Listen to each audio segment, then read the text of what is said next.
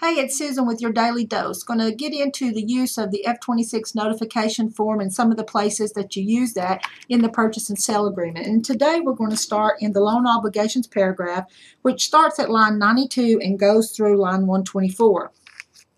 We're specifically going to talk about lines 106, and we're going to start there and end at line 110. So I'm just going to read this to you.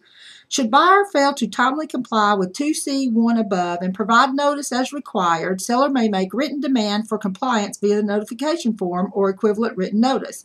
If buyer does not furnish seller written evidence of loan application by way of providing lender's name and contact information and notification that buyer has instructed lender to order appraisal and credit report within 1 day after such notice, seller's obligation to sell is terminated and buyer shall be considered in default. The default paragraph is paragraph 12, and you can look there for what can happen when a buyer and or seller defaults. What we're talking about here, I'd like you to, if you're looking at the forms, underline the word lender.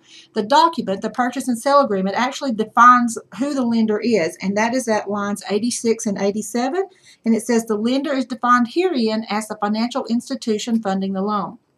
So at day 5, the buyer has 5 days to make application for the loan and notify the seller or the seller's representative of the lender's name and the lender's contact information. And if they don't, the seller can make written demand, which you would also use the F26 form for to make the written demand if you're representing the seller.